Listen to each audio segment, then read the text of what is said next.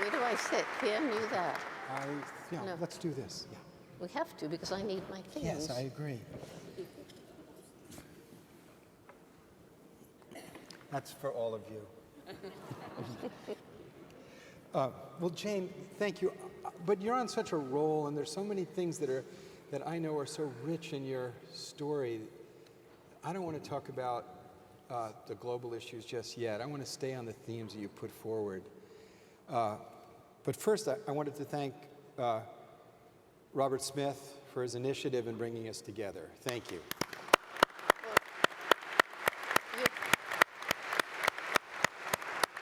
Jonathan, you mean bringing us together here today? Yes, Not at the beginning. No, right. It's not that big a deal. But he is trying to bring some of the richest, most influential people in the world together with substantive issues.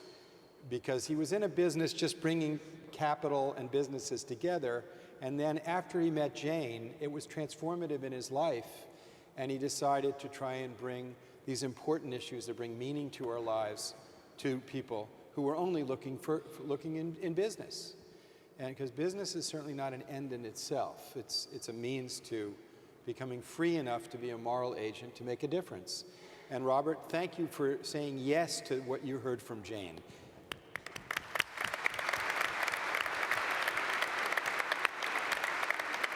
And I believe there'll be many people in the audience today for whom Jane will be an example in the way she's been an example to me of what one person can do with the gifts and skills that they have and say, I will make a difference for the good of all.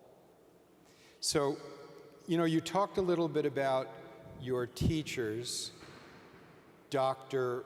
Rusty. Dr. Rusty will do. Dr. Leakey. I know there's somebody in this room called Rusty. I just met him. But mine was a dog. Yeah, Dr. Rusty. And Dr. Graybeard.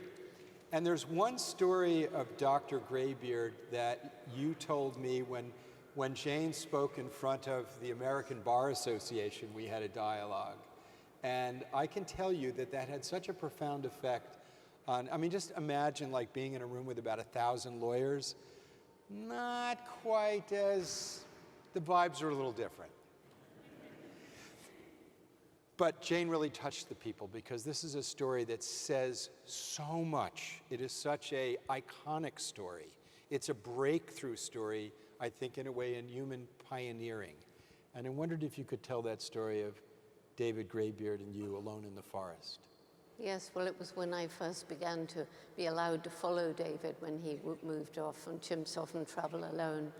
And I thought I'd lost him going through a tangle of vegetation, and then I came through and he was sitting looking back as though waiting for me.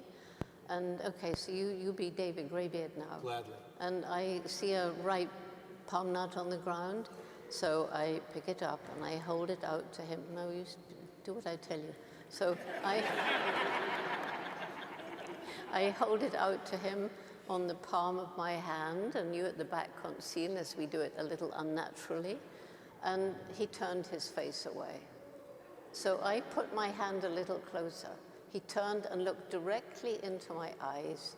He reached out, took and dropped the nut, and then very gently held my hand, which is how chimpanzees reassure each other. So in that one moment, we communicated in a way which must have been common to those ape-like, human-like ancestors. And we understood each other perfectly. It was a very seminal moment for me. So that moment, the capacity of inner mutual awareness was communicated. And he rejected the object of sharing, but accepted the sharing. Yeah, it was bad or something, I don't know. So this was presented to 1,000 lawyers, at which point I said, Jane is, as it were, a witness who has testified as to a fact. You can either accept the fact that she's a credible witness. I was a Philadelphia lawyer for 22 years, so forgive me. Forgive me. You can either accept the fact or reject it. If you reject it, so be it. You go on as usual. If you accept it, then we need to make some changes, because in our legal system and in our entire government and the way we do business, we treat chimpanzees and all other species as mere property, the same as a rock or a stone, a piece of gold, a piece of silver, a piece of dirt. And it's clear from this testimony that other species have extraordinary, immeasurable, beautiful value. They're a mystery. I mean, a mystery, the more you study and read Jane's books, the more you realize that we live in a community of living species that are not just our property. There's something precious about it. And I was thinking that we're destroying species now at least 1,000 times the evolutionary base rate. Why are we doing that? What's going on, Jane? I think what's happened is that we've got caught up in a materialistic, greedy way of thinking. Without any question, we are the most intellectual species to ever walk the planet. The big difference, chimps are very smart, elephants, dolphins, all sorts of beings. But we've sent people to the moon. We've got a robot crawling around Mars. We've been learning about the rings around Saturn. I mean, it's amazing, our human intellect. Look at the buildings, look at the works of art, look at Shakespeare. And so how is it that this most intellectual creature is destroying its only planet? And I think there's been a disconnect between this clever brain and love and compassion, the human heart. And I think we're making decisions without any regard to future generations. It's all about me now. What's this going to do to help me now, me and my family now? The next shareholder meeting, my next political campaign. And so somehow we need to reconnect head and heart, I believe, to achieve our true human potential. There's an Eskimo elder. Uncle. Yes, uncle. I was recently with him in The Hague at the Peace Palace last week, where the International Court of Justice and the International Criminal Court sits, and he was talking about the extraordinary melting of what was 3 miles deep of ice and the melting.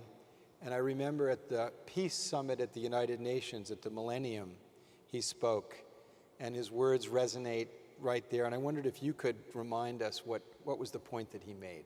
Well, the point that he made was, you know, we're causing the ice to melt through climate change. But what will it take to melt the ice in the human heart? I think that's the question of our moment and our time. It's not just the rejection of science, that we put science at risk. We have people denying the science on the climate. But it seems that the quest for the love of power has changed us from questing for the power of love, which might very well be what makes us human at the end of the day. I'm not sure what makes us human, but I do know my political mentor, Senator Alan Cranston, used to say that the planet Earth might be the only place in the universe where love can exist, and therefore we should save it from annihilation, just as simple as that. Amazing. You know, he didn't put it in terms of survival, he put it in terms of love. But I wonder, Jane, since you've described how chimpanzees seem to have something like love, right? Oh, well, watch a mother and her family. And, you know, this love, and we know now so much on YouTube about relations between animal and human. They're really, if you pull them together, which I would love to do, it's quite extraordinary. But, you know, one story is about a young man who's employed to look after 4 chimpanzees who'd been in medical research, brutally treated, and they were now free out on the island. 3 females, 1 male. He was known as Old Man. And a baby was born, his child. He loved that child. He carried it around, he shared his food, he ran to protect it from real or imagined danger.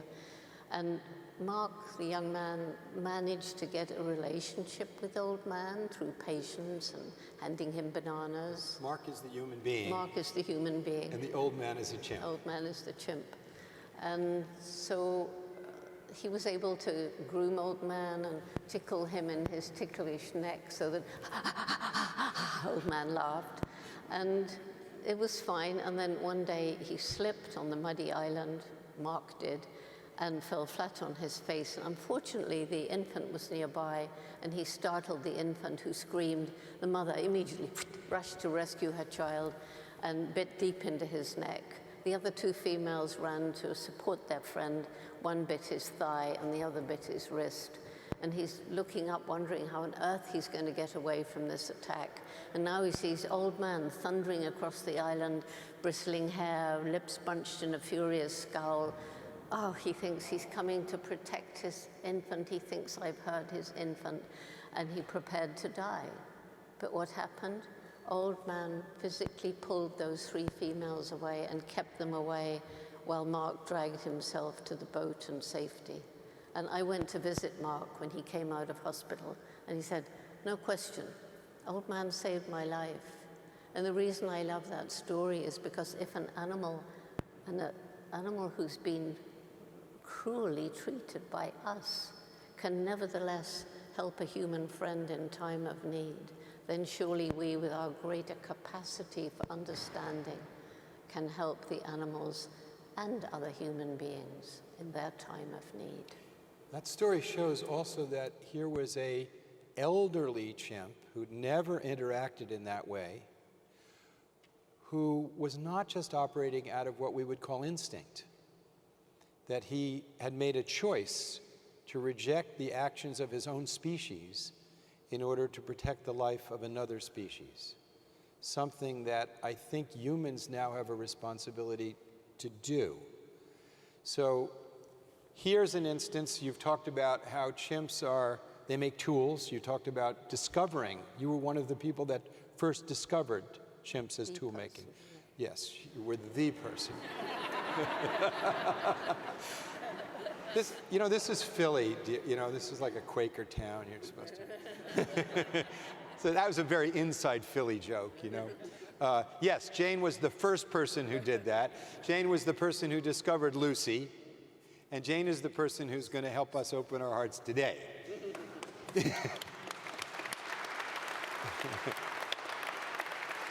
We should stand up for virtue. I mean, everyone else has come out of the closet.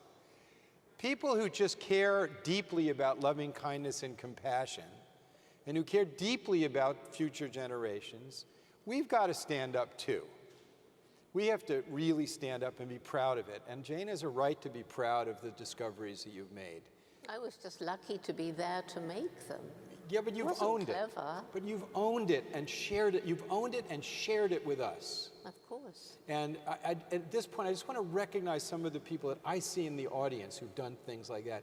There's a colonel, a military figure in the audience, who was one of the people in charge of U.S. military troops in Bosnia. And I have spoken to people from Sarajevo, in fact, the Grand Mufti of Sarajevo, who told me how grateful they were because of what Colonel Ken Breyer did, which was what Jane did in Africa, which was go to the villages and ask people, how can we help you? How can we be of service to you? And that worked, and that's heroic in my opinion. Thank you, Colonel Breyer.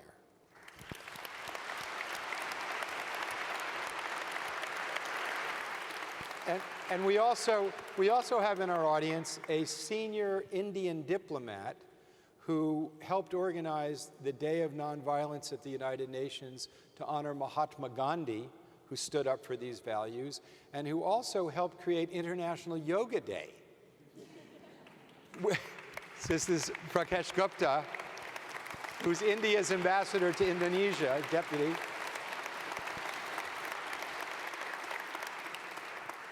And Audrey Kitagawa, who worked at the United Nations to help heal child soldiers. She went into the camps of children who had been brutally abused to help create programs to save them. These are people amongst us.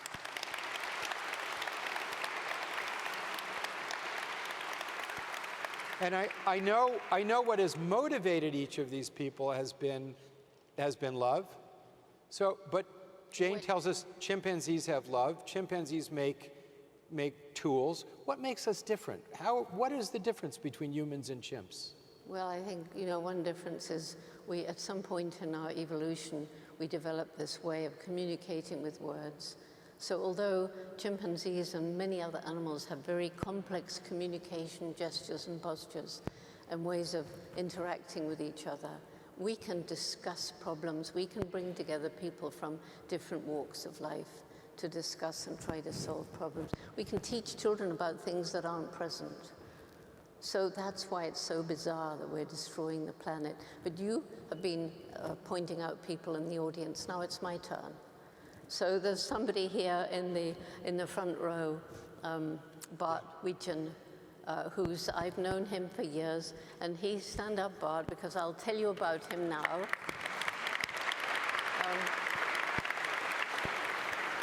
And I'm just going to stand up for a minute so you can see at the back. When I first met Bart, he was talking about he had a passion for doing something about landmines, destructive landmines. I think Jonathan has something to say about them too. But he kept going back. He was looking at all the technology, and he told me he kept thinking back to his pet rat he had as a child and how he would hide food all over, and always the rat found it. He wanted to train rats to detect landmines. And it took him a lot of time and work and the help of his brother to get a little bit of money. But the problem is the normal rat only lives 3 years. So yes, they could detect the smell of landmines. So he found the giant forest rat, or pouched or hamster rat, in Africa, and they can live 8 or 9 years. And I watched the training of these rats, and they're very light. They can't explode a landmine, but if they smell the landmine beneath the surface, they'll give a little scratch, and they get a little reward. And now they're being trained to detect the earliest signs of TB, and they're also, some of them are trained to detect the scent of ivory, some rhino horn, some pangolin scales, and so on. So Bart is standing up for the animal kingdom and the intelligence of the rat.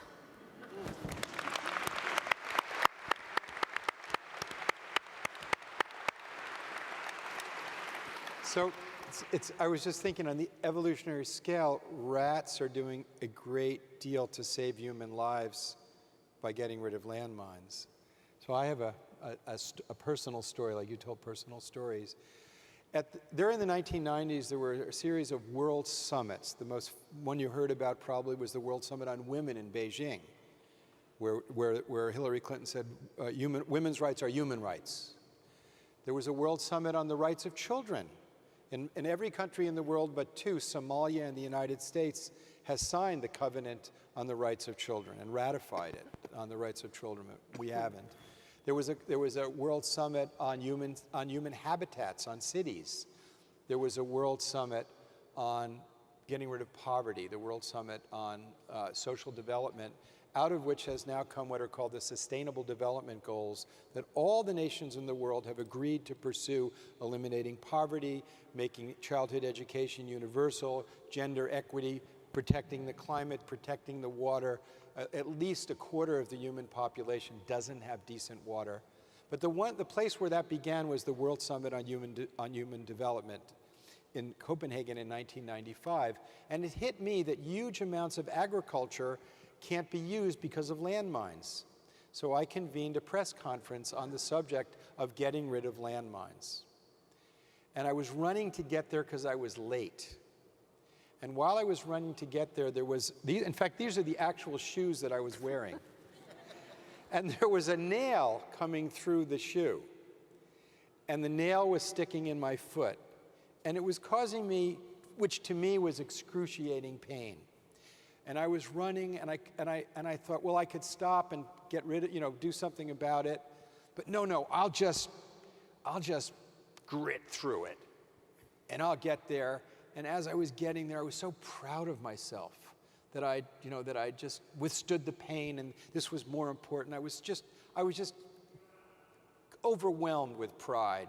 And I walked in, and I sat down, and to my right and to my left were 2 young men who had lost their legs to landmines. And Jonathan, this looks like a little funny. It's a sock. It's the toe of a sock. And this was used by one of those, not your two, but Chris Moon. He lost one leg and one arm to a landmine, and he'd always wanted to run marathons.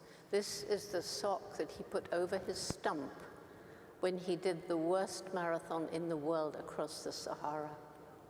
So that's what this is. And the last one is this little bell.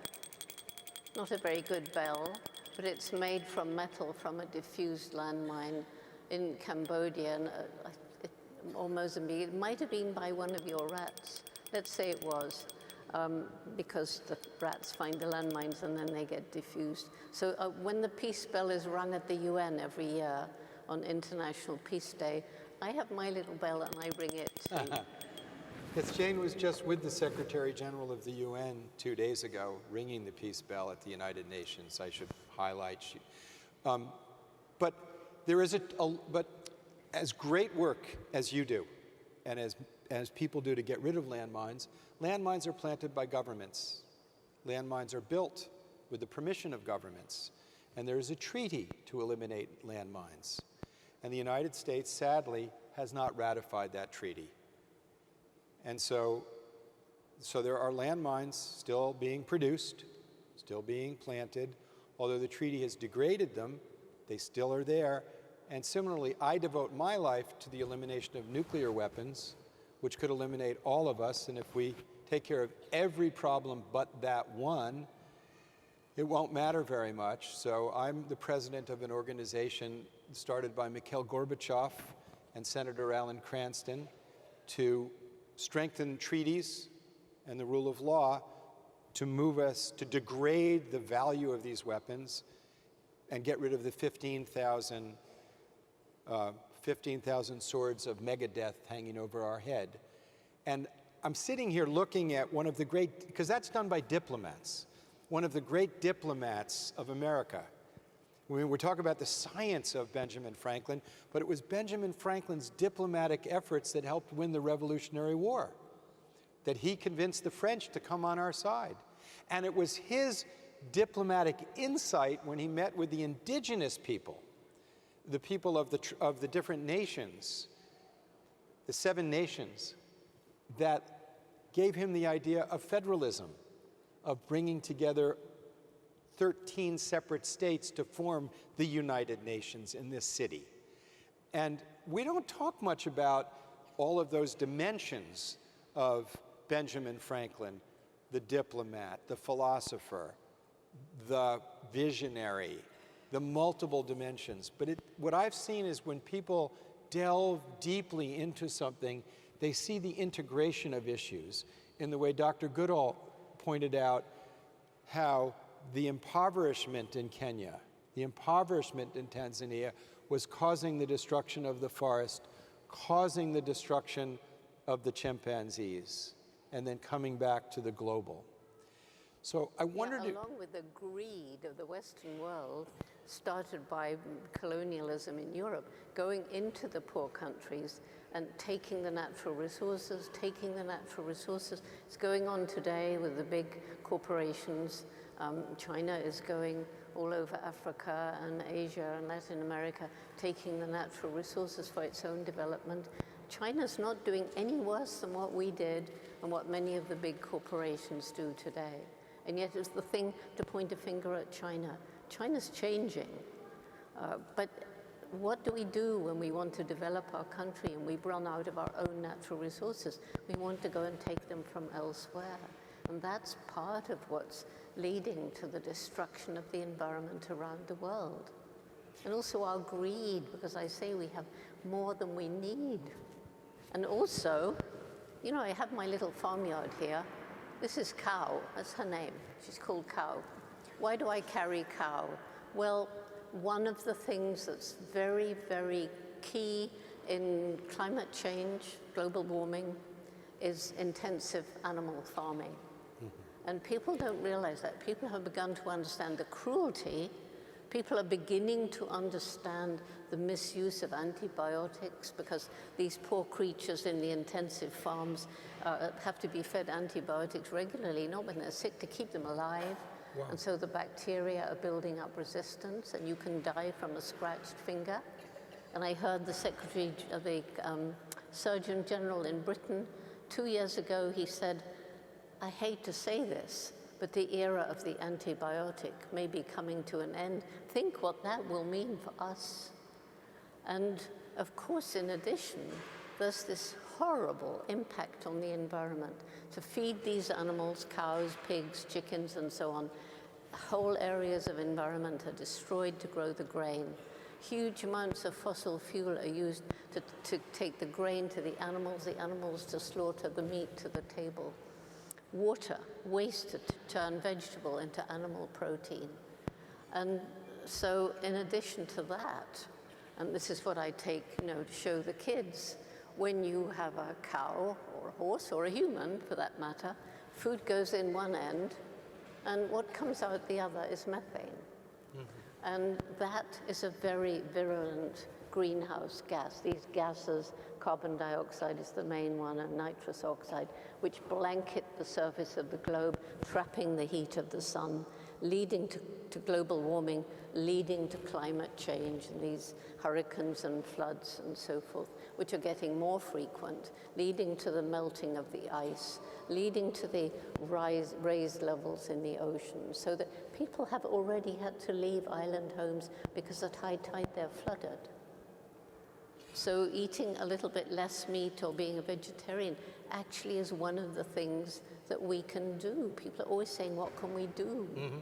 And all the little choices we make each day, little ones, turning off lights, thinking about what we buy, how do we treat people and animals, cumulatively, as more and more people around the world make these decisions ethically, then we're moving towards the kind of world that we truly need if we want to leave something for our great-great-grandchildren. One of the things that Franklin, like yourself, saw the relationship between developing human character and the larger political issues. He spoke a lot about the importance of the character of the people. And he used to keep a diary in which he would grade himself on compassion, love, patience, and his qualities. Each day he would give himself grades. He had a big problem with humility, though. She's coming But to do audience questions. I wanted you to tell us one of the things that Jane has done to build character in the next generation, to bring these insights into practice, to bring action into it, is Roots and Shoots. I think, tell people where it is, what does it do, how many children are in it, where is it going, how can we help? Well, anybody can help who has a child or knows a child or is a child by starting a group. And I did mention it before. And I think one of the reasons why it's different from other youth groups is it's holistic. It's animals, people, environment. It's helping to break down the barriers that we build between people of different nations, different cultures, different religions, to help people understand that you can look at the DNA of our blood, we're all one family. If we bleed, it hurts. The pain is the same. If we find something funny, we laugh. Our laughter's the same. And we truly do need to break down these barriers of discrimination and racial hatred. And that's something which Roots and Shoots is all about as well. There's about 100,000 active groups of all these ages. 100,000 active groups. And a group can be a whole school. I've seen a huge change in China in attitude towards animals and the environment. I never thought of it being anything to do with Roots and Shoots, which I began there in '94, I think it was. But people coming up saying to me, well, of course I care about animals. I was in Roots and Shoots in primary school. Yes. Of course I care about Roots and Shoots, environment. I was in Roots and Shoots in primary school. And so it's changing the world as we speak.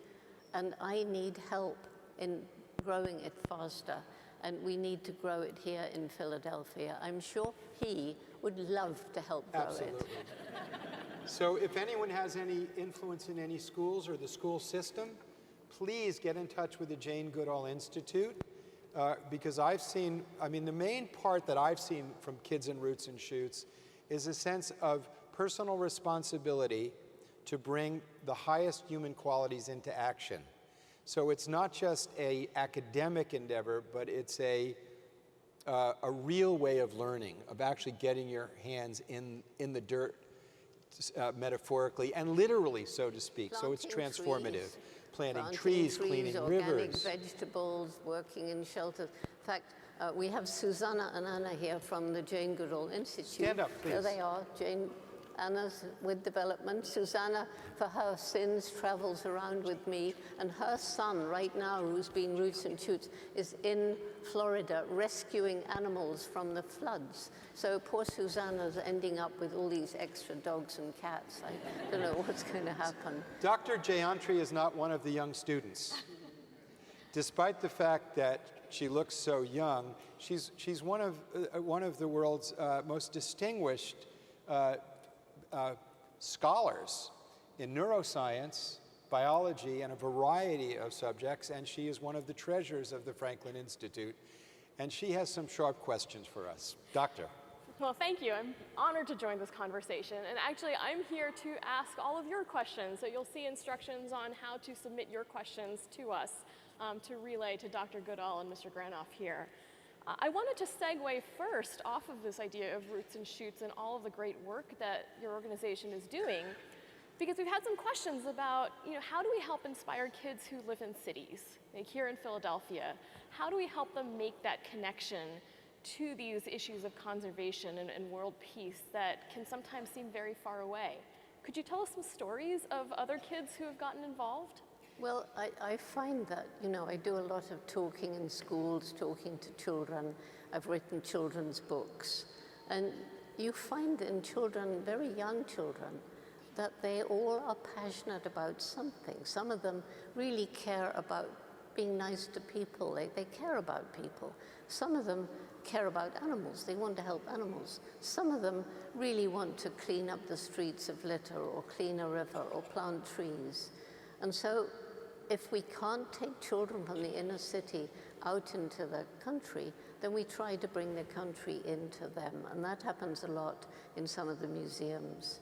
So I don't find, we started working and testing if Roots and Shoots would work in the inner city, in the Bronx, and in some of the really tough San Fernando Valley parts of Los Angeles.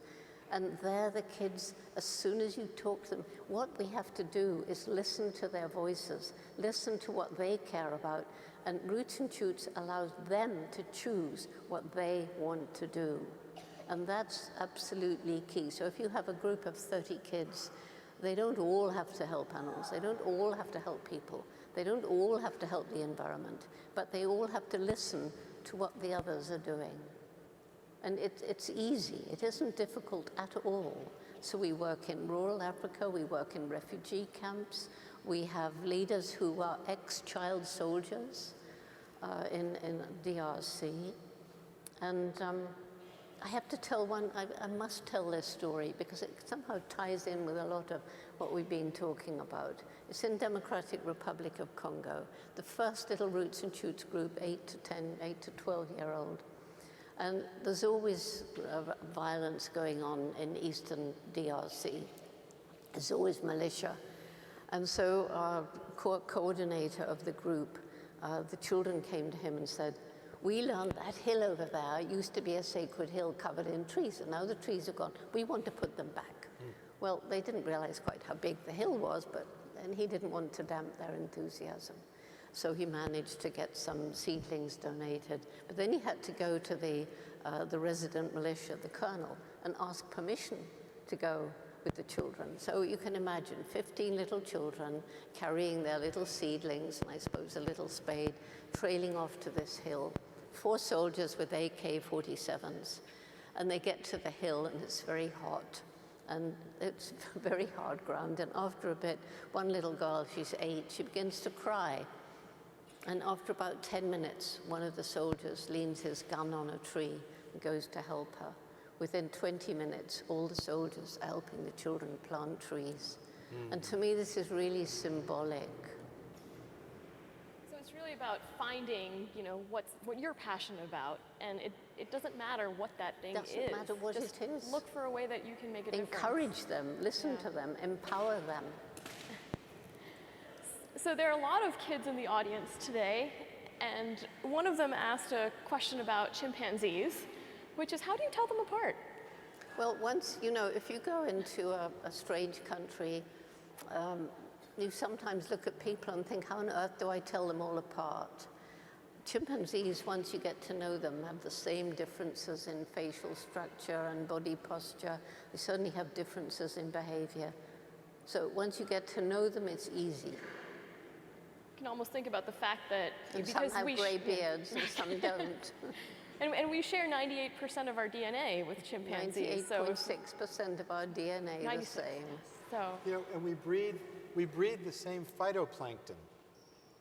That I was recently I was in Russia speaking to 5,000 of the elite youth of the country, and they had expected me to talk about international law and treaties, but I talked about the third lung, which is that 50 to 70% of our oxygen comes from phytoplankton in the oceans, which is at risk because of the climate change and the imbalances of pH and acidic. Imagine a third lung in the room. We could each lose one of our lungs, but we can't lose that third lung. And the only way to protect that lung is by the nations of the world cooperating. So this isn't a choice, this is a necessity.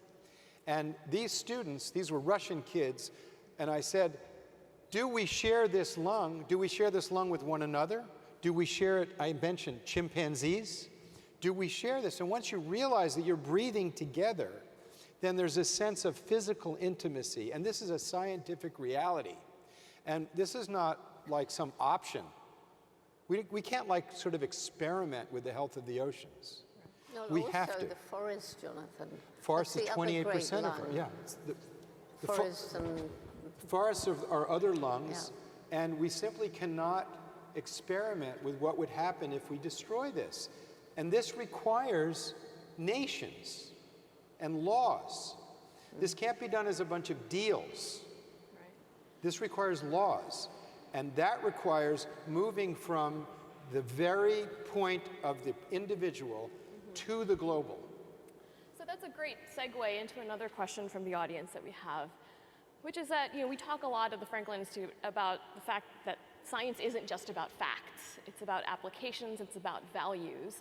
And you talked a little bit earlier about how, critical to your efforts at conservation was also thinking about the people involved.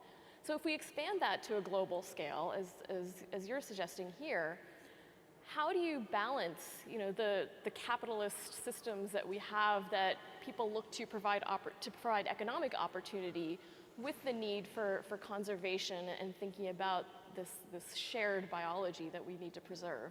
Well, it's difficult. And the trouble is that if we can't solve that problem, then what we're in now, the sixth great extinction, and as species disappear, whole ecosystems can collapse.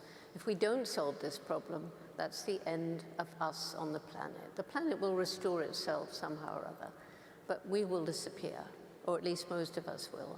So we have to try and solve it. We have to find ways of living in harmony. And that's what Roots and Shoots is all about. We have to learn to do with less. We have to alleviate poverty so that they, in turn, can think about the environment. And this is where our human brain can play a great part. You see cities going up, you see green walls, you see solar and wind energy. There's all sorts of ways.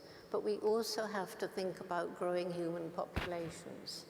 And this isn't, I'm not trying to say we should do this, but if you think about people trying to grow enough food to feed the nation, we don't want starving people. But then in the same breath you hear, well, in so many years, there's going to be twice as many human beings on the planet. Therefore, we've got to grow twice as much food.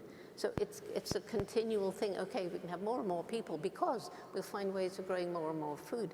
At some point, we have to say the planet cannot survive this. The planet cannot replenish itself. We cannot continue to grow more and more and more food if the population continues to grow and grow and grow. So we've got to solve it. There are ideas that matter. Modern capitalism is only about 400 years old. The limited liability corporation was created in Holland, you know, in the 17th century, and it was created with a model of infinite growth. But the natural world is more like a circle. There's no garbage in nature. Things replenish, rejuvenate, recycle. But our model is an infinitely growing economy in a closed system that is not infinite. So when modern capitalism was created, when our model of economics was created, we didn't know the truth, the scientific fact that nature is not infinite. We now know this. We now know that we have to breathe the same phytoplankton. We now know we have to share the rainforest. We now know that we're part of this mysterious web of life with other creatures. We didn't know that then. We know this now. So we need to change, and we need to have a conversation of the best minds, the best economists, the best lawyers, the best scientists. We can't be in denial about these things. There's no simple answers, but we now know one really important point that Jane made at the very beginning. It has to begin with the compassionate heart, not the greedy heart. It has to begin with the motive that's pure and good, and then the intellect will follow. There are solutions. That's another dialogue. Well, there aren't solutions if we continue to grow our population. I mean, we've got to realize, Yes. you know, we have to realize that. So we need a circular economy. We need to reuse. Instead of throwing stuff away into landfills, and it's beginning to happen. Yes. Roots and Shoots are really good at that. We have competitions as to, you know, take trash and turn it into something useful. We have amazing ideas. Yes. Yes.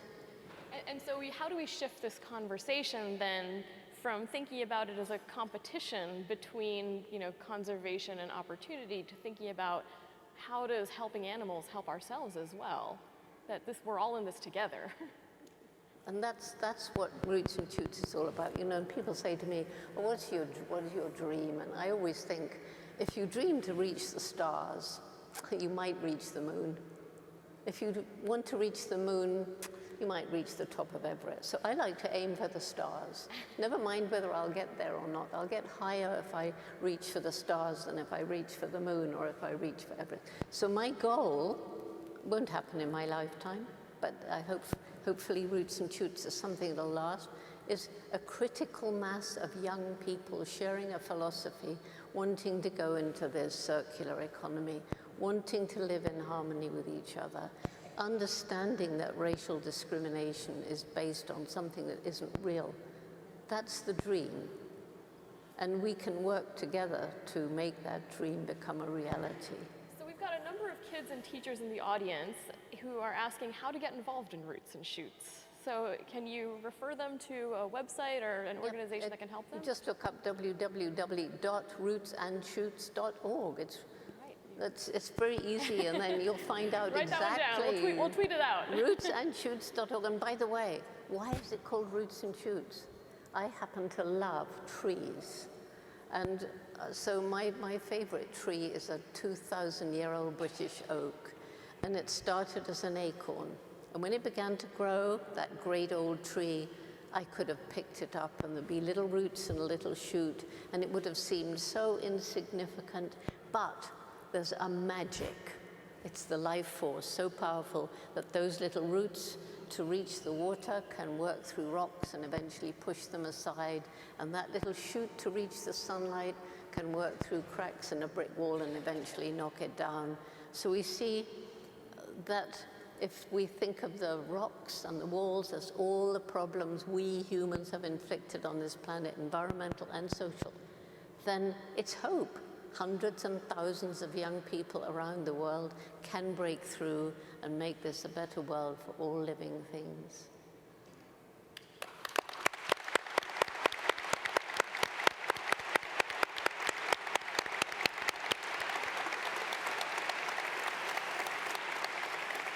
And so all of you children here, Can you all stand up and wave your hands if you want to get involved in Roots and Shoots, wherever you are?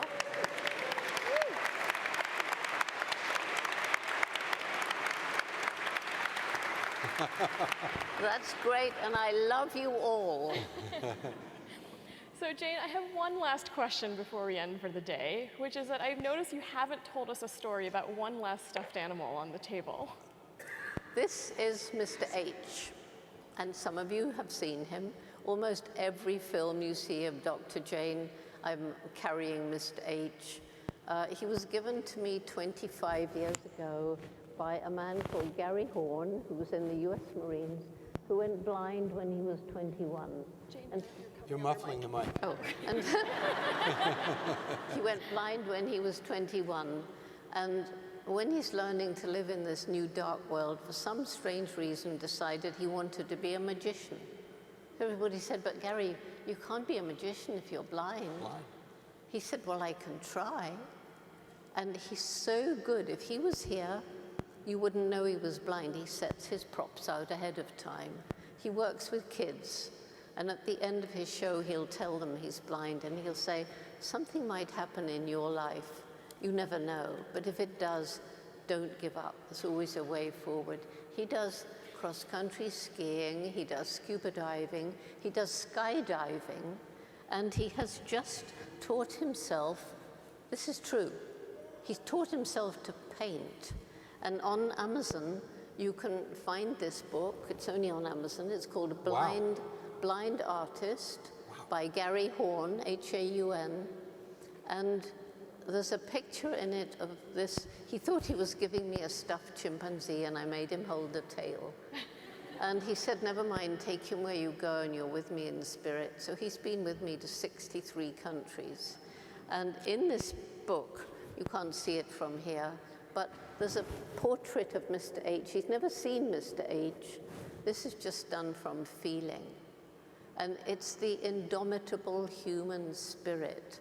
You know, so my reasons for hope are the energy and commitment of young people and how they're changing the world. It's the human brain with its ability to create innovative technology, but also in organizing our own lives. It's the resilience of nature, so that those bare hills around Gombe are now covered in trees, and animal species on the brink of extinction are being given another chance. It's social media that can bring people from all around the world together on a single issue so that our voices get louder and louder, and we support each other, and in the end we will be heard.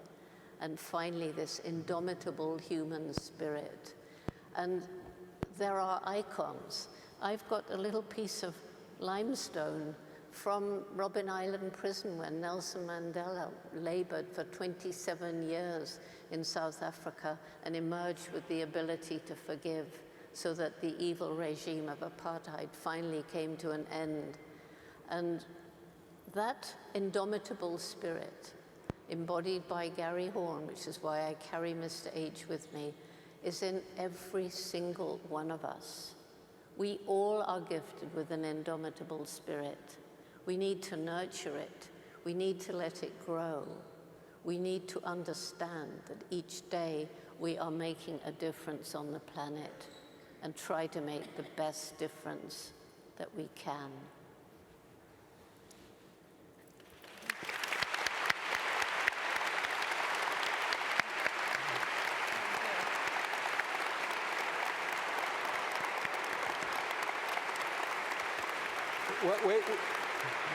Just wait a minute.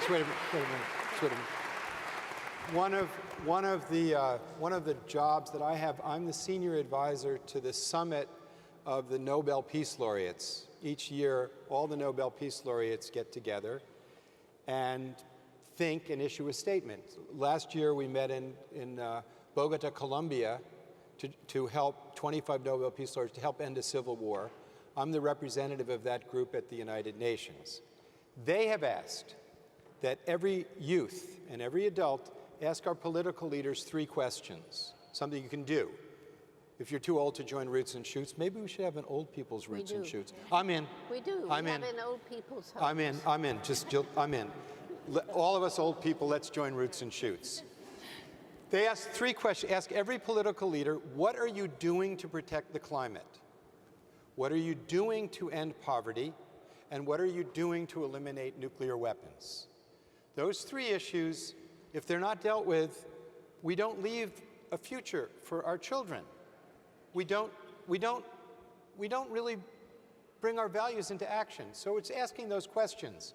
But when Jane pulled the Nelson Mandela icon, I remembered that one of the summits they had, they collect together and they issue a statement. And the statement they issued 3 years ago was, because they were honoring Mandela for something, and it's appropriate to end with this, they said, the greatest impediment to peace is the human mind without love and compassion.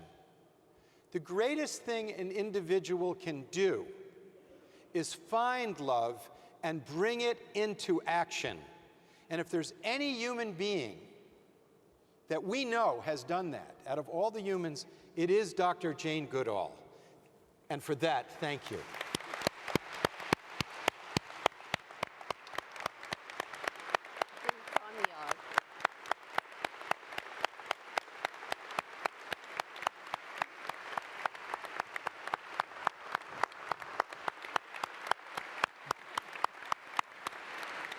I love you, Jane. Love you too. I know.